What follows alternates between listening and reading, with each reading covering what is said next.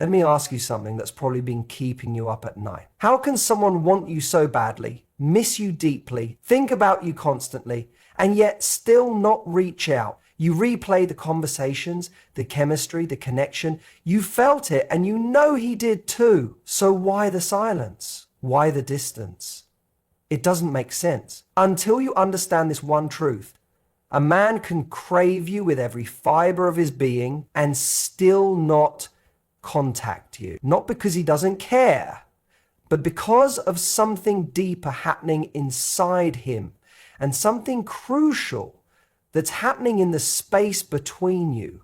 This is what we're diving into today. And once you understand it, you'll stop taking his silence personally and start reclaiming your power in the dynamic. Let's talk about why he stays silent. Even when he's dying to hear from you, even if a man misses you more than he's willing to admit, that doesn't mean he's going to act on it. This is one of the most confusing experiences for anyone who's emotionally invested. You sense that he's not over you. Maybe you've seen signs. He still watches your stories, asks mutual friends about you, or randomly likes your old photos. You feel his energy still lingering in the background, and yet the message never comes. The call never shows up.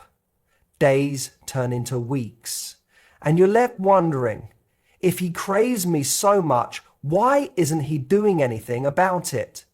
What most people don't understand is that emotional craving doesn't always translate into direct action. You can long for something intensely and still do absolutely nothing about it. And this is a truth that applies to more than just relationships. Think about how many people want to get fit, want to start a business, want to change their lives, yet they never take the step. It's not because the desire isn't real. It's because desire alone isn't enough. There are other forces at play that can override what we feel. And the same goes for him. His silence isn't necessarily proof that he doesn't care. Sometimes it's a sign that he's conflicted, uncertain, or emotionally stuck. A man can sit in his room at night and think about you, picture you, even miss the way you made him feel, and still not reach out. Because missing you is easy. Taking responsibility and making the move, that's a whole different thing. He might be replaying moments in his head, wondering what you're doing, even wishing things were different. But there's a gap between what he feels and what he's willing to do. And in that gap is where so many women get hurt, because they assume that if the feelings are strong enough, action will follow. But that's not always how it works. Sometimes the silence comes from a place of paralysis. He wants to talk to you, but he doesn't know what to say. Maybe he feels shame for how things ended. Maybe he's afraid you'll reject him, or that you'll come back into his life only to leave again. Or maybe he knows that reaching out would mean facing his own emotional immaturity. And that's something he's not ready to do. So instead of dealing with those uncomfortable truths, he does what feels safer: nothing. He hides behind distractions, he scrolls, he works, he socializes, but he doesn't move. Because movement means confronting something real, and real is scary when you're emotionally unprepared. There's also a deeper truth here. Sometimes he doesn't reach out, not because he's afraid, but because he's convinced he doesn't have to. He thinks he has time. He assumes you're still emotionally invested, still checking your phone, still wondering about him. So he stalls. He lets the craving sit and build and twist inside him, but he does nothing because he hasn't felt the consequences of his inaction yet. There's no urgency, no fire under his feet. And that's often where the power dynamic tilts, because while you're hoping he'll make a move, he's living in a reality where he believes he can reach out whenever and you'll still be there. What's important to realize is that you don't control his act. You only control how you respond to his inaction. You can't force someone to step up. You can't beg someone to express what they're not emotionally mature enough to say. What you can do is understand that silence doesn't always equal indifference. Sometimes silence is a symptom of internal chaos. It's a man caught between desire and fear, between longing and pride. He may want you desperately, but he may not have the tools to do anything with that desire, and that's not your burden to carry. When you understand this, everything shifts. You stop waiting for a text that may or may not come. You stop making his lack of action mean something about your worth. And you begin to realize that someone not choosing you, even when they want you, is a reflection of their emotional capacity, not your value. You start to let go of the fantasy that craving alone is enough to build connection. Because craving you in silence isn't the same as showing up. Wanting you secretly doesn't replace effort. And longing without movement? That's just emotional noise. Real connection takes more than emotion. It takes courage.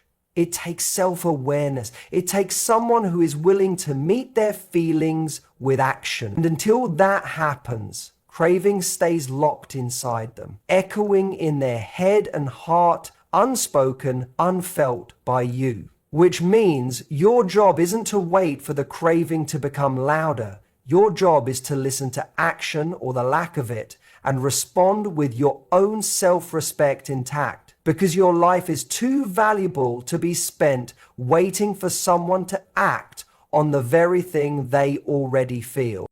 There's a reason why someone can miss you, want you, and still not do a thing about it. And it has less to do with you and more to do with his own inner battles. Ego, fear, and the need for control can be powerful forces in a man's emotional world. Sometimes, even if he feels the pull toward you, he chooses silence. Not because he doesn't care, but because reaching out would mean lowering a wall he's not ready to drop. Ego is one of the biggest blocks to emotional vulnerability. For a lot of men, reaching out can feel like surrender. It can feel like admitting weakness, as though texting you means giving you power over them. The logic is twisted, but very real. If I reach out first, I lose. So instead of expressing what's truly on their mind, they hold it in. They stay quiet, even while thinking about you every day.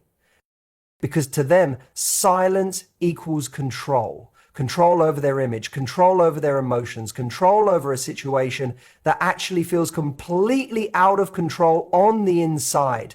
And then there's fear. Fear of rejection, fear of judgment, fear that you'll respond with indifference or worse, not at all. That fear can keep someone paralyzed. It can convince them that doing nothing is safer than risking everything. So they retreat, they distract themselves. They tell themselves stories like, if she really wanted me, she'd reach out, or it's too late anyway. These stories protect them from the vulnerability they'd feel if they put their heart on the line and didn't get the response they hoped for. And so they stay in their head, playing out imaginary conversations, never finding the courage to have a real one. Some men are caught in this loop because they've never learned how to regulate their emotions. They've been taught to suppress, to avoid, to act like nothing affects them. They think showing emotion makes them weak. They think needing someone makes them needy. So even if they're craving you with every ounce of their being, they'd rather suffer in silence than admit it, because somewhere along the line, they confused vulnerability with failure. They were never shown that being open is actually a form of strength. In many cases, it's not just fear or ego at play, it's also the need to maintain power. Relationships can feel like a battlefield to someone who's constantly keeping score. If you've pulled back, he might refuse to chase because he's determined not to be the one who gives in. It might be thinking, I'm not going to message her first. She left. She can come back if she wants to. This mindset isn't coming from love, it's coming from pride. And pride, when left unchecked, can ruin connection before it even has a chance to grow. The worst part is many people confuse this prideful silence with strength. But it's not strength. It's a shield, a way to avoid being seen, known, or emotionally affected. It's a defense mechanism that might protect the ego, but it destroys intimacy. Because love doesn't thrive where fear and control are driving the car. Real connection only grows when both people are willing to be vulnerable, and if he's not willing to drop the act, he stays stuck, watching from the sidelines, too scared to play the game. This is where it's important to stop trying to interpret his silence as mystery or emotional depth. Silence can feel powerful. It can create a sense of distance that draws you in, makes you wonder, makes you chase. But often that silence isn't about depth. It's about defense. It's not that he's thinking deeply, it's that he's avoiding completely.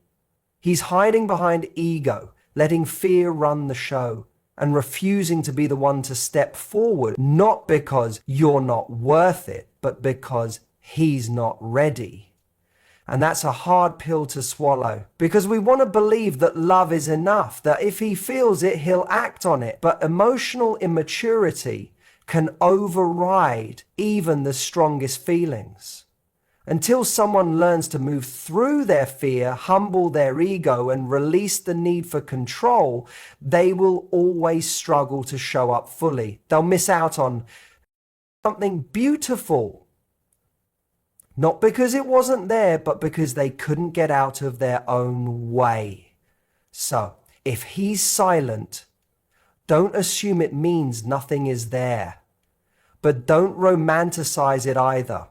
His silence is a mirror of where he's at internally. And unless he chooses growth, nothing changes. You can't force someone to overcome their ego. You can't drag someone through their fear. You can only meet someone where they are. And if where they are is hiding behind pride, then your peace is found not in waiting, but in walking forward with your own emotional clarity. Because while he plays it safe behind his silence, you deserve to be met with someone who isn't afraid to speak love out loud. There's a subtle trap that many people fall into in relationships without even realizing it. It's the assumption that they'll always have access to you. That no matter how long they disappear for, no matter how little effort they make, you'll still be there, waiting, hoping, checking your phone.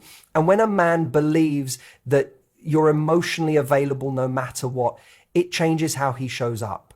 Or more accurately, how he does. He may want you, miss you, and even think about you constantly. But if he believes there's no risk of losing you, there's no urgency to act. Why would he rush to send that message if he's convinced he can do it next week? Why would he make himself vulnerable now if he thinks you'll be there later anyway? There's comfort in the illusion of your permanence. In his mind, he has all the time in the world. So he delays, he overthinks, he lets the days pass. Not because he doesn't care, but because he assumes you're emotionally tethered to him no matter how much time has gone by. This isn't necessarily a conscious decision. He may not be intentionally taking you for granted, but emotionally, he's banking on your availability. He senses your energy still being with him. Maybe you've sent the occasional just checking in message, or you've responded quickly when he reached out in the past. Maybe you haven't drawn a clear boundary yet and he feels that openness. That sense of access creates emotional complacency. The more he feels like he doesn't have to earn your attention, the less motivated he is to truly show up. Men often respond to consequence, not comfort. When there's no cost to staying silent, silence becomes the default. But when a man feels that your energy has shifted, when he realizes you're no longer emotionally sitting by the window waiting for him to come back, that's when something stirs. That's when silence begins to feel like risk instead of safety. When he senses that he may not have the same place in your heart anymore, his behavior can start to change. But here's the difficult truth. Most people don't feel that shift until you shift. As long as you're still emotionally engaged, still available, still waiting in some form, he won't feel the void because you haven't created one. It's only when you emotionally detach, when you stop feeding that connection with your thoughts, time, and hope, that he feels the silence in a new way. It starts to get heavier. It starts to echo. And only then does the craving turn into a kind of panic. We all want to believe that people will value us without us having to create distance. That if the connection is real, they'll show up simply because they care. But emotional comfort can lull people into inaction. When a man is used to you being there, he doesn't feel the need to act fast. He doesn't chase because nothing is running away. He doesn't reach out because you've always been within reach. You're the constant in his emotional landscape. And constants get overlooked, not because they're unimportant, but because they're dependable. That's why sometimes the most powerful shift you can make isn't dramatic or loud. It's quiet and internal. It's the moment you decide to stop being emotionally available to someone who isn't showing up for you. When you stop checking for their messages, when you stop wondering what they're doing, when you stop making them the center of your emotional orbit.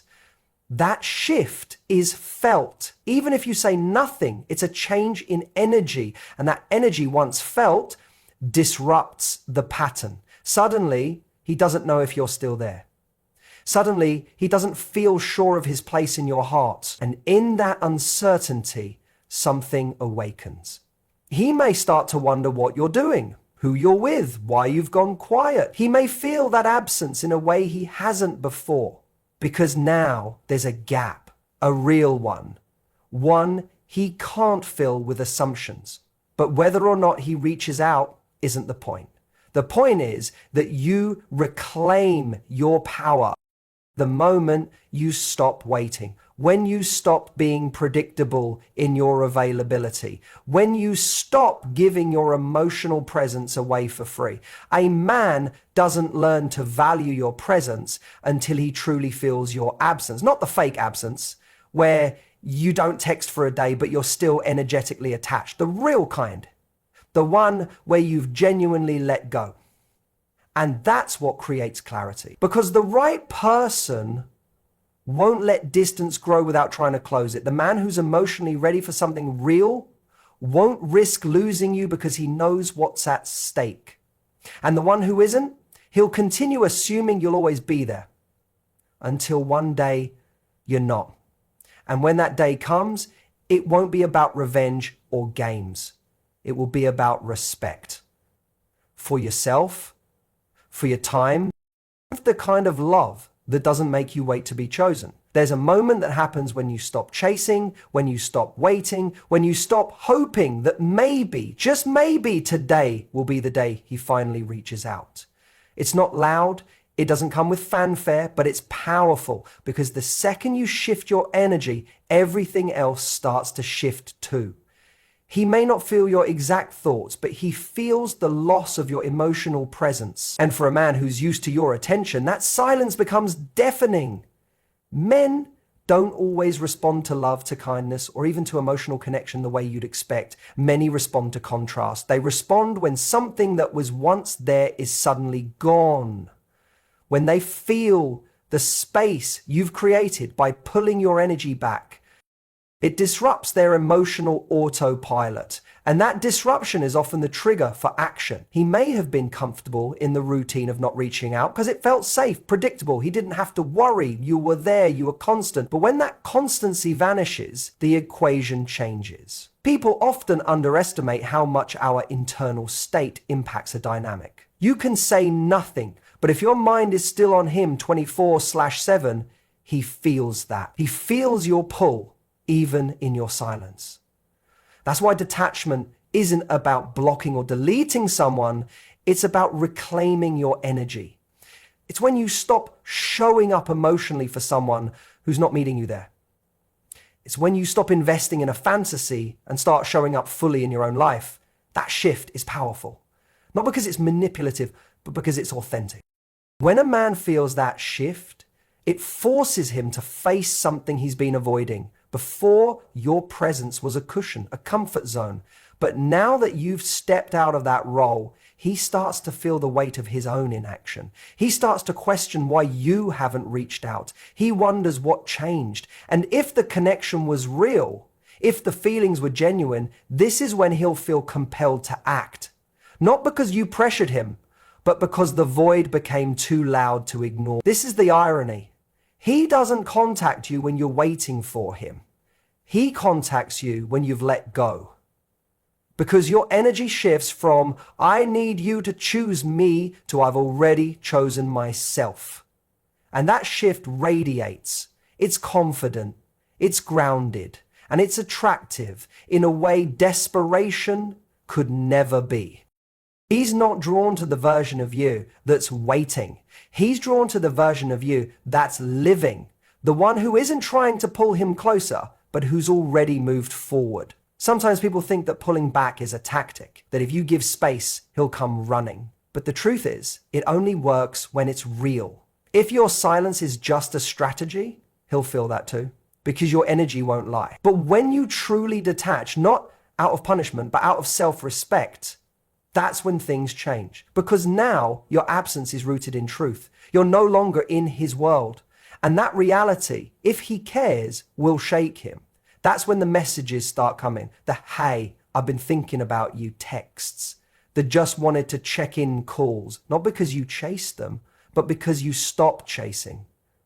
Was the space you created finally allowed him to feel what it's like without you. And that experience teaches him more than any conversation ever could. He sees that your love wasn't guaranteed, that your presence wasn't something he could take for granted. And if he's emotionally ready, that realization creates growth.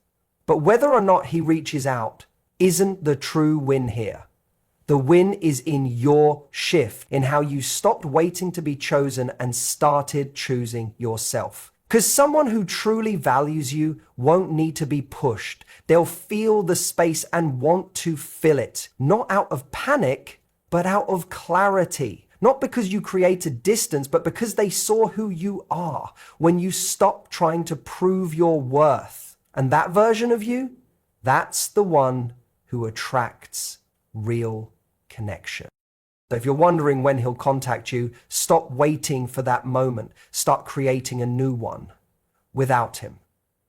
Focus on your life, your growth, your peace. When your world becomes so full that his absence no longer feels like a loss, that's when he'll feel it the most.